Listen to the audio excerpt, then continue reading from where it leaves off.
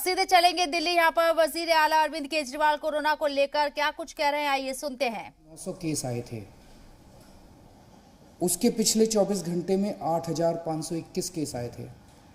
मतलब आप देखिए कि पिछले 3 दिन के अंदर ही कितनी तेजी से बढ़े हैं। पहले 2 दिन लगभग 8 साढ़े 8 हज़ार केस थे और कल 24 घंटे में 10,732 केसेस आए हैं। इसके ऊपर स्थिति बेहद चिंताजनक है, इसमें कोई दो राय नहीं है। लेकिन आपकी सरकार पूरी तरह से स्थिति पे नज़र रखे हुए, मैं स्वयं इसके ऊपर नज़र रखे हुए हूँ और जो भी करने की ज़रूरत है हम वो सब कर रहे हैं, सबका सहयोग ले रहे हैं। इस वक्त हम मोटे मोटे तौर पे 3 स्तर पे काम कर रहे हैं। एक है कि किस तरह से कोरोना को फैलने से रोका जाए। इसमें खास तौर से सरकार अकेले बहुत कुछ नहीं कर पाएगी। दिल्ली वासियों को, आपको सबको इसमें सहयोग देना पड़ेगा। आपने पहले भी बहुत सहयोग दिया, हर बार सहयोग दिया। हर बार जब भी वेव आई दिल्ली के लोगों ने बढ़ चढ़ के सहयोग दिया, किसी और के लिए नहीं। हमें अपने लिए, अपने स्वास्थ्य के लिए, अपने परिवार के लिए बढ़ चढ़ के कोरोना के सभी प्रोटोकॉल्स फॉलो करने पड़ेंगे। अपनी सेहत अपने हाथ है। अगर हम, अपनी सुरक्षा अपने हाथ है। जो 3 चीज़ें बार बार बोलते हैं, मास्क पहन के रखिए, सोशल डिस्टेंसिंग कीजिए और बार बार हाथ धोते रहिए। इसमें एक चीज़ और ऐड कर लो कि घर से तभी बाहर निकलेंगे जब बहुत ज़रूरी होगा। कुछ दिन की बात है, मुझे पूरी उम्मीद है जैसे पिछली 3 वेव चली गई वैसे ये 4थी वेव भी चली जाएगी। तो अभी फ़िलहाल ज़्यादा से ज़्यादा कोशिश करें कि घर पे ही रहें, घर से बाहर तभी निकलें जब बहुत ज़रूरी हो। हम लॉकडाउन नहीं लगाना चाहते, लेकिन कल सरकार को मजबूरीवश कुछ रिस्ट्रिक्शंस के ऑर्डर किए गए हैं। जैसे बसों में अब 50% लोग बैठ सकेंगे, मेट्रो में 50% की ऑक्यूपेंसी हो सकती है, बार्स रेस्टोरेंट्स के अंदर 50% की होगी। इस तरह से कुछ कई सारे रिस्ट्रिक्शंस कल लगाए गए हैं। आप ही के लिए लगाए गए हैं, आप ही की सेहत के लिए, आपकी सुरक्षा के लिए लगाए गए हैं। आपसे अपील है कि उनको सबको अच्छे से फॉलो करें। तो एक तरफ हम कोरोना को रोकने की कोशिश, स्प्रेड को रोकने की कोशिश कर रहे हैं। दूसरी तरफ इतनी तेजी से जब कोरोना के मरीज बढ़ रहे हैं, किसी को कोरोना होता है तो वो फिर या तो होम आइसोलेशन में जाता है और या फिर अस्पताल की तरफ जाता है। हम चाहते हैं, पूरी कोशिश कर रहे हैं और पूरा इंतज़ाम किया है कि जब कोई अस्पताल में जाए, उसे अस्पताल की ज़रूरत पड़े, इलाज की ज़रूरत पड़े, तो उसे दिल्ली के लोगों को बेस्ट से बेस्ट इलाज मिलना चाहिए। किसी तरह की बेड की कमी नहीं होनी चाहिए, ऑक्सीजन की कमी नहीं होनी चाहिए, वेंटिलेटर की कमी नहीं होनी चाहिए।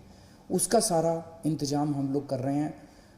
नवंबर के महीने में हम एक पीक देख चुके हैं। नवंबर के महीने में जो पीक आई थी वो 8,500 केसेस की थी। आज हम ऑलरेडी 10,700 केसेस क्रॉस कर चुके हैं।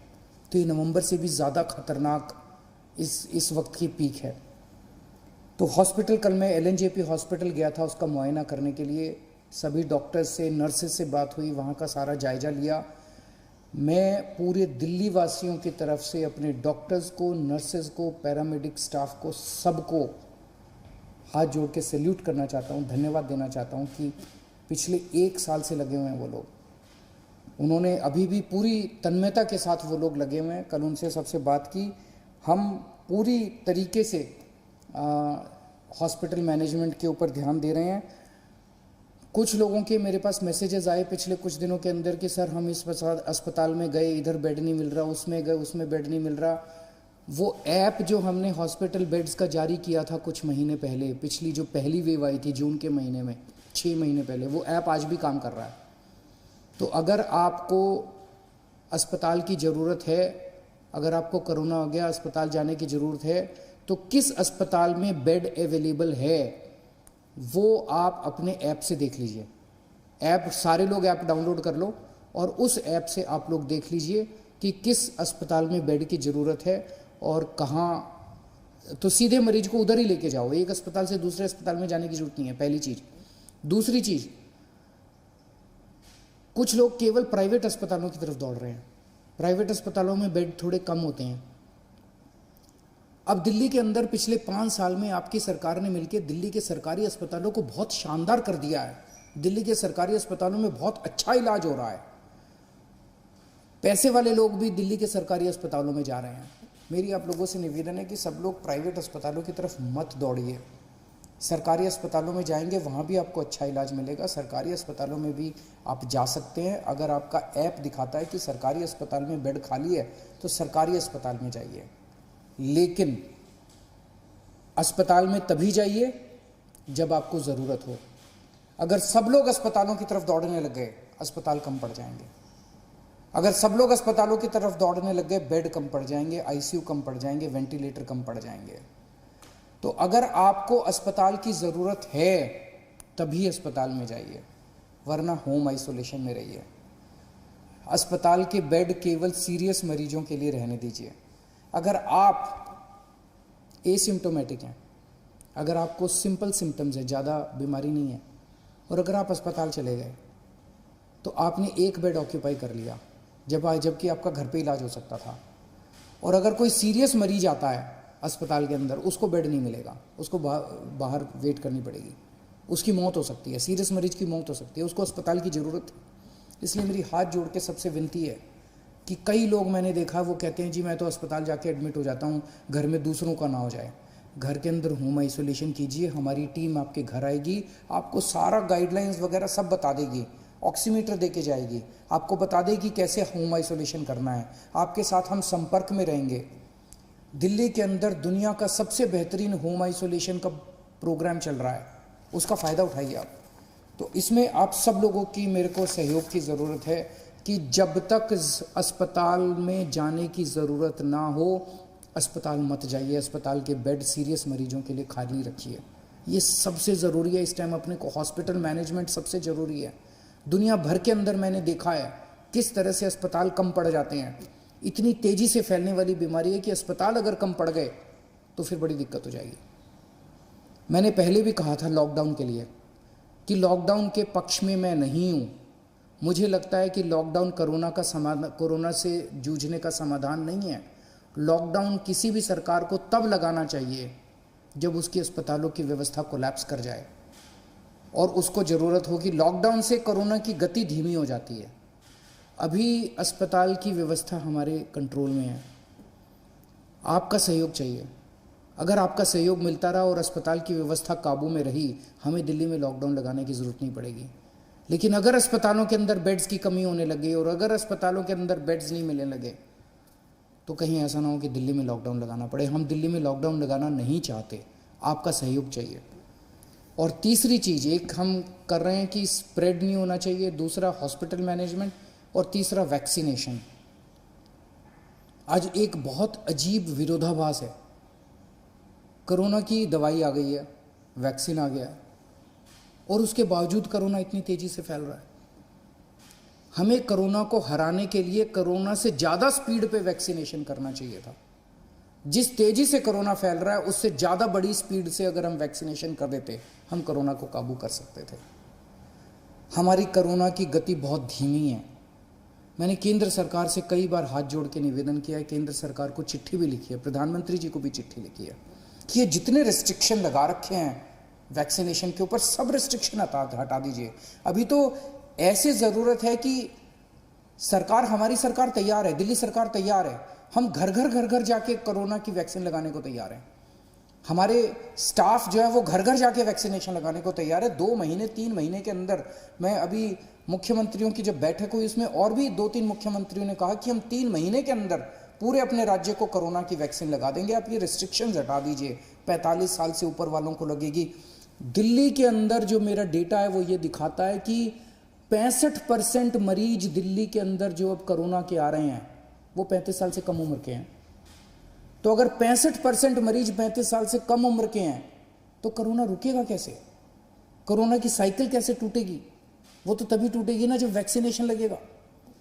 तो मेरी केंद्र सरकार से निवेदन है, केंद्र सरकार ने बहुत रिस्ट्रिक्शन लगा रखे हैं कि सेंटर नहीं खोल सकते, ज़्यादा सेंटर नहीं खोल सकते, इस उम्र से कम लोगों को नहीं दे सकते। अभी तो हमें लार्ज स्केल के ऊपर युद्ध स्तर के ऊपर सारी मशीनरी हमें वैक्सीनेशन के ऊपर लगा देनी चाहिए। इससे बड़ा विरोधाभास क्या हो सकता है कि हमारी वैक्सीन आ गई और उसके बावजूद हम कोरोना से लड़ रहे हैं, कोरोना इतना तेजी से फैल रहा है। तो अगर हम कोरोना की वैक्सीनेशन बहुत तेज कर दें तो ये इसका एक समाधान हो सकता है। कुछ लोगों के मन में, जैसे अभी पूरे देश भर से रिपोर्ट आई, एक अस्पताल में 37 डॉक्टर्स जिन लोगों को वैक्सीन लगी थी, दोनों डोज लगी थी, उनको भी कोरोना हो गया। एक और उत्तर प्रदेश से एक अस्पताल से रिपोर्ट आई, एक महाराष्ट्र से एक अस्पताल से, कि कई सारे ऐसे लोग हैं जहाँ पे जिन लोगों ने दोनों डोज ले ली उसके बावजूद भी कोरोना हो रहा है। तो लोग पूछ रहे हैं कि यार ये वैक्सीन लगाने से कोई फ़ायदा है? तो मैंने कई एक्सपर्ट से बात की, कई डॉक्टर से बात की, उन सब का ये कहना है कि वैक्सीन लगाने से आपको सीरियस बीमारी नहीं होती, कोरोना दोबारा हो सकता है।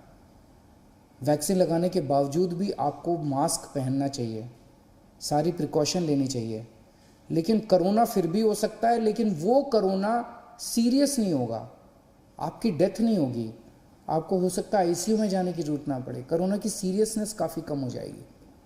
इसीलिए वैक्सीन का फ़ायदा है। तो जो लोग आज, केंद्र सरकार जब भी इसको खोलेगी रिस्ट्रिक्शंस को, बहुत अच्छी बात होगी, लेकिन जो लोग आज एलिजिबल हैं, 45 साल से ऊपर की उम्र के हैं, वो तो कम से कम सारी तुरंत जाके कोरोना की वैक्सीन लगवा लीजिए, अपनी सेफ्टी के लिए, अपने परिवार की सेफ्टी के लिए। हमने टेस्ट्स दिल्ली में बहुत ज़्यादा बढ़ा दिए हैं। पिछले कुछ दिनों पहले तक 80-85 हज़ार टेस्ट डेली हो रहे थे और पिछले कुछ दिनों से 1,10,000 टेस्ट डेली हो रहे हैं। रात दिन पूरा स्टाफ, पूरे ऑफिसर्स काम करने में लगे हुए हैं और आपकी सेहत के लिए जो भी ज़रूरत पड़ेगी हम सभी करेंगे। मेरी सभी पॉलिटिकल पार्टीज से निवेदन है, अपील है, आइए सब मिलके काम करते हैं। ये वक्त राजनीति करने का नहीं है, ये वक्त एक दूसरे के ऊपर फिंगर पॉइंटिंग का नहीं है, ये वक्त एक दूसरे के ऊपर छीटाकशी करने का नहीं है। बाद में कर लेंगे राजनीति, सब मिलके अभी तो अब दिल्ली वासियों की सेवा करते हैं। और मैं सभी लोगों से अपील करता हूँ, पिछली बार आप सबने सहयोग किया था, हम केंद्र सरकार से पूरा सहयोग ले रहे हैं। मैं सभी डॉक्टर्स से अपील करता हूँ, सभी डॉक्टर्स की एनजीओ से अपील करता हूँ, सभी धार्मिक संस्थानों से मैं हाथ जोड़ के अपील करता हूँ, सभी सामाजिक संस्थानों से, एनजीओ से अपील करता हूँ कि ये चौथी वेव बेहद खतरनाक है। इंसानियत के लिए हम सब लोग फिर से एक साथ जुड़ें। तो अस्पताल में तभी जाएं जब ज्यादा जरूरी हो। आपको लगता है कि आप घर पर ठीक नहीं हो सकते, तभी अस्पताल का रुख करें। वजीर आला अरविंद केजरीवाल ने ये तमाम बड़ी बातें कही हैं। दिल्ली में कोरोना के मामले जिस तेजी से बढ़ रहे हैं, उससे लोगों से अपील की है कि सरकार पूरी तरह से इस मामले पर नजर बनाए हुए हैं, लेकिन आवाम की, यहाँ के बाशिंदों की भी सख्त जरूरत है कि वो सरकार का साथ दे।